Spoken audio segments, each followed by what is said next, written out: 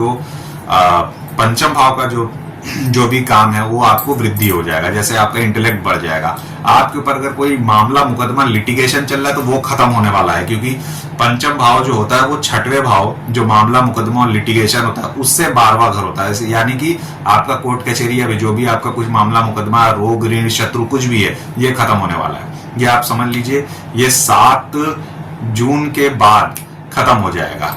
ठीक है, इसमें आप एकदम भी निश्चिंत रहिए, इसमें कोई भी समस्या वाली बात नहीं है। अगर आपका बहुत लंबा कोर्ट केस कुछ चल रहा है, पेंडिंग कुछ डिजीज है या पेंडिंग आपके कुछ भी इमोशनली आप अनसर्टेन है या कुछ भी समस्या हो रही है छठवें भाव से, तो उसका आज इस समय 7 तारीख को खात्मा हो जाएगा। क्योंकि जब पंचमेश जब पंचम भाव में जाएंगे तो वो छठवें भाव से 12वें हो जाएंगे और उसमें बल आ जाएगा। और साथ में आपका जो बुध है वो भद्रा पंच महापुरुष राजयोग बना देगा।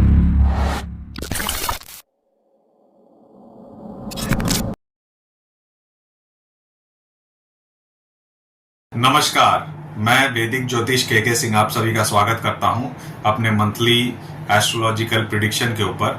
आज का जो विषय है वो रहेगा कुंभ राशि को, और कुंभ राशि के लिए जून का महीना कैसा जाएगा उसके ऊपर हम लोग बात करते हैं।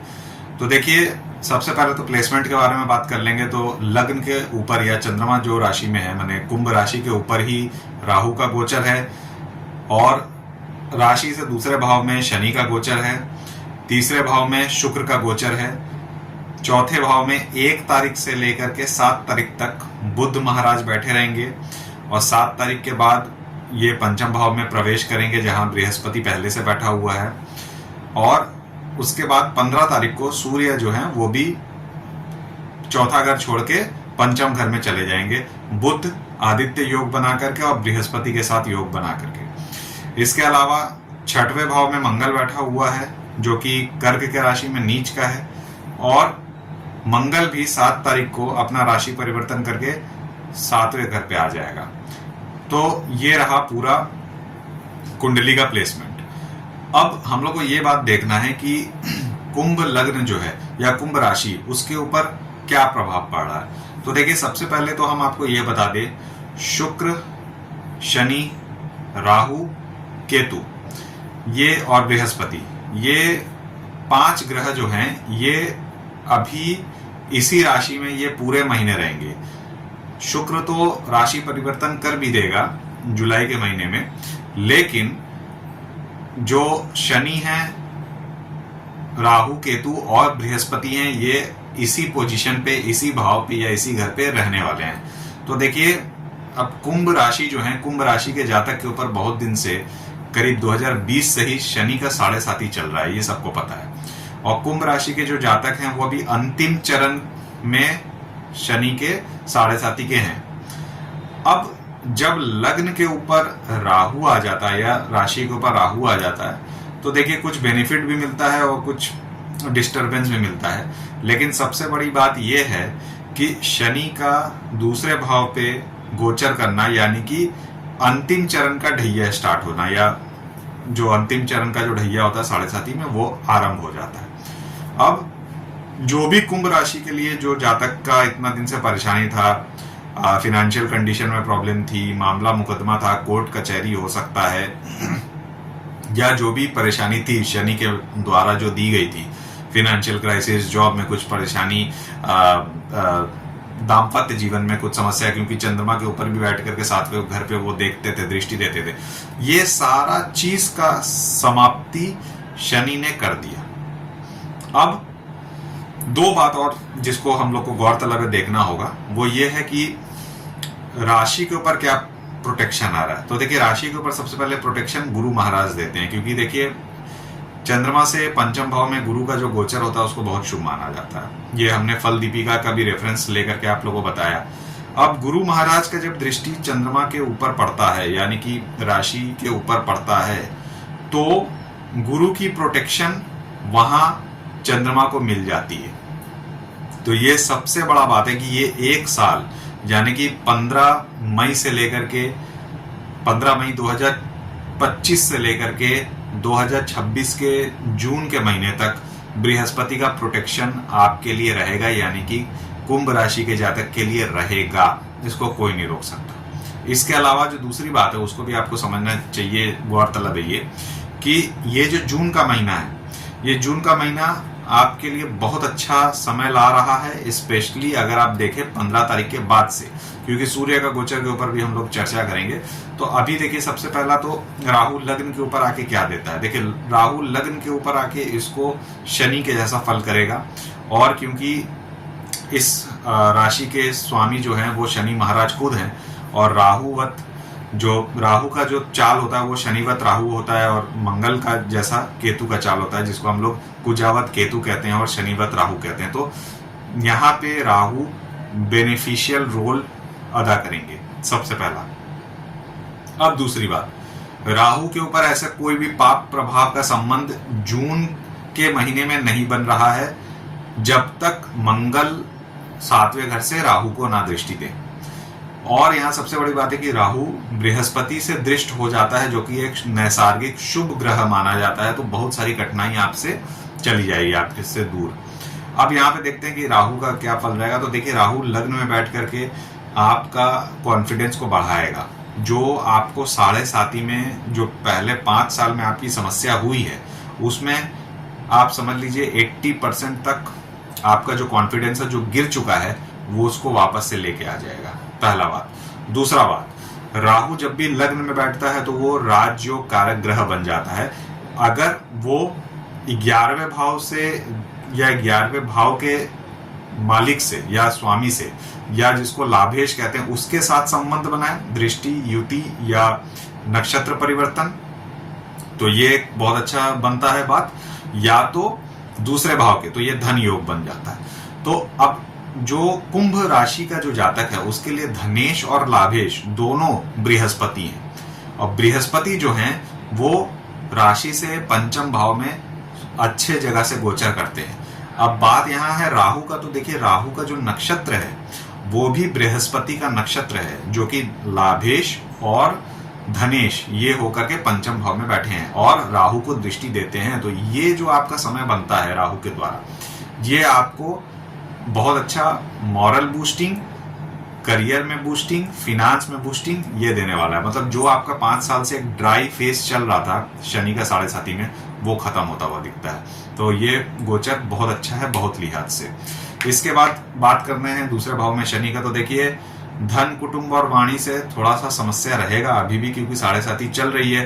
तो अननेसेसरी कोई भी बात विवाद में मत पड़िए, आर्ग्यूमेंट में मत पड़िए, क्योंकि उससे होगा ये कि आपका खुद का शांति, आपका खुद का सुख वो खराब होगा। क्योंकि शनि का जो तीसरा दृष्टि है वो चौथे घर पे पड़ता है, 4th हाउस पे, और जो चौथा घर होता है वो अपना खुद का शांति होता है, मातृ सुख होता है, या आप समझ लीजिए आपके घर का परिवेश होता है। तो अगर चौथा घर पे शनि की तीसरी दृष्टि पड़े तो वहां से पीड़ा उत्पन्न हो जाएगी। तो ये चीज का आप ध्यान रखें कि अननेसेसरी किसी के साथ भी बात और विवाद में ना पड़े, पहली बात। दूसरी बात, शनि की जो दृष्टि है वो भी कहाँ पड़ती है, वो 8वें घर में भी पड़ती है। तो देखिए 8वें घर में शनि का दृष्टि पड़ता है तो उसको उतना खराब नहीं माना जाएगा। लेकिन यहाँ एक और बात हम आपको बताते हैं, क्योंकि 8वें घर का जो स्वामी है वो भी बुध है और पंचम भाव का स्वामी है वो भी बुध है, तो 8वें का उतना समस्या नहीं आएगा। अब इसके बाद बात करते हैं कि शनि की जो लास्ट 10वीं दृष्टि पड़ती है वो कहाँ पड़ती है, वो 12वें घर में पड़ती है, वो व्यय भाव में पड़ती है। और साथ में माफ कीजिएगा वो 11वें घर में पड़ती है, वो 11वें घर में पड़ती है, वो धनु के राशि में पड़ती है और वो आपके लाभ भाव में पड़ती है। अब यहाँ बृहस्पति का भी दृष्टि पड़ता है, तो इसको डबल ट्रांजिट के माध्यम से हम लोग समझेंगे।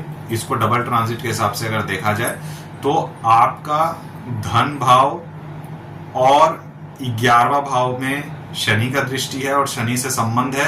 साथ में बृहस्पति जो धनेश हैं वो लग्न के साथ राहु के साथ कनेक्ट कर रहे हैं, और साथ ही साथ आप देख सकते हैं कि बृहस्पति जो है वो धन भाव के स्वामियों के आय भाव या फिर लाभ भाव के ऊपर भी अपने 7वीं दृष्टि बनाए। तो ये आपका डबल ट्रांजिट बन जाता है, जो कि बहुत अच्छा रहेगा आपके फाइनेंशियल गेन के लिए। ये हम बार बार कह रहे हैं आपको, कुंभ राशि के जातक। अब रहा बात सूर्य का गोचर, मंगल का गोचर और बुध का गोचर, तो ये क्या फल करेगा। तो उसके पहले आइए जान लेते हैं तीसरे भाव में कौन है। तो देखिए तीसरे भाव में आपके शुक्र है। तो शुक्र जो है वो तीसरे भाव में बैठ करके आपका कम्युनिकेशन बढ़ाएगा और जो भी आपका पराक्रम है उसको वो सौम्य रखेगा। मतलब अभी आप ऐसे मूड में नहीं है कि जा करके आप अपना पराक्रम बढ़ाएं, या आप अगर आलस के मूड में भी है, अगर आपको ज़्यादा कोई टफ काम दे दिया जाए या आपको कुछ जटिल कम्युनिकेशन करना पड़ जाए तो वो आप चाहेंगे नहीं कि नहीं हो, ठीक है।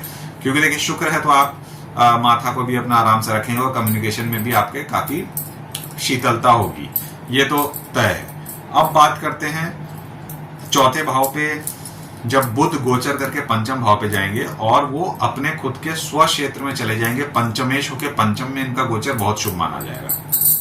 और बुध जो है वो राज्य कारक ग्रह हैं, बृहस्पति के साथ बैठ करके आपका जो पंचम भाव का जो भी काम है वो आपको वृद्धि हो जाएगा। जैसे आपका इंटेलेक्ट बढ़ जाएगा, आपके ऊपर अगर कोई मामला मुकदमा लिटिगेशन चल रहा है तो वो खत्म होने वाला है, क्योंकि पंचम भाव जो होता है वो छठवें भाव जो मामला मुकदमा और लिटिगेशन होता है उससे 12वां घर होता है। यानी कि आपका कोर्ट कचहरी या जो भी आपका कुछ मामला मुकदमा, रोग ऋण शत्रु कुछ भी है, ये खत्म होने वाला है। ये आप समझ लीजिए ये 7 जून के बाद खत्म हो जाएगा, ठीक है। इसमें आप एकदम भी निश्चिंत रहिए, इसमें कोई भी समस्या वाली बात नहीं है। अगर आपका बहुत लंबा कोर्ट केस कुछ चल रहा है, पेंडिंग कुछ डिजीज है, या पेंडिंग आपके कुछ भी इमोशनली आप अनसर्टेन है, या कुछ भी समस्या हो रही है छठवें भाव से, तो उसका आज इस समय 7 तारीख को खात्मा हो जाएगा। क्योंकि जब पंचमेश जब पंचम भाव में जाएंगे तो वो छठवें भाव से 12वें हो जाएंगे और उसमें बल आ जाएगा। और साथ में आपका जो बुध है वो भद्रा पंच महापुरुष राज योग बना देगा, तो ये भी आपके लिए बहुत शुभ बन जाता है। इसके अलावा बात करते हैं मंगल का गोचर भी आपके उसी समय 7वें भाव पे होता है। अब देखिए 7वें भाव पे ऑलरेडी आपका केतु बैठा है, हमने ये केतु के वीडियो में भी बताया था। अगर आपको केतु का वीडियो देखना है तो आप एक बार नीचे जो डिस्क्रिप्शन है उसमें जाकर के देख सकते हैं। तो देखिए केतु का काम क्या है, केतु का काम होता है हमेशा कोई भी चीज से कट ऑफ कर देना। 7वें भाव किसका होता है, 7वां भाव जो होता है वो दाम्पत्य जीवन का होता है, या आपके वाइफ का होता है, आपके स्पाउस का होता है, आपके हस्बैंड का होता है। अगर 7वें भाव के ऊपर अगर केतु बैठ जाता है तो इसका मतलब समझ लीजिए सीधा सीधा असर आपके दाम्पत्य जीवन में आता है, या आपके स्पाउस से आपका कट ऑफ हो जाता है। अब कट ऑफ ऐसा नहीं है कि आपका डिवोर्स हो जाएगा, ये नहीं है।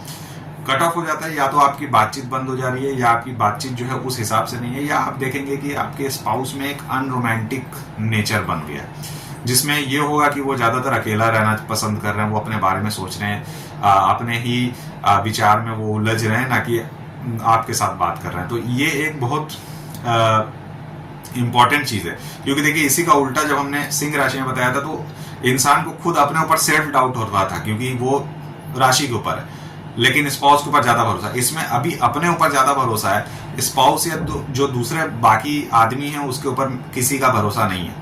मतलब अपने को छोड़ करके अपने परछाई को भी ये भरोसा नहीं करेगा, मतलब वो किसी के ऊपर भी भरोसा या विश्वास पात्र नहीं बनाएगा, क्योंकि राहु लग्न में है तो वो अपने बारे में सोचेगा, अपने ऊपर भरोसा करेगा, अपना कॉन्फिडेंस को देखेगा, और बृहस्पति की दृष्टि इसको और बढ़ा देगी।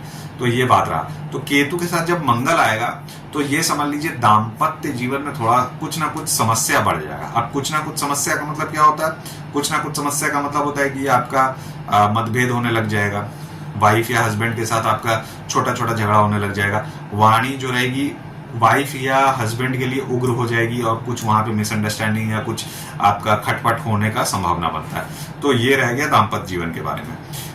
तो ओवरऑल ये रहेगा कंडीशन 7 तारीख के बाद से।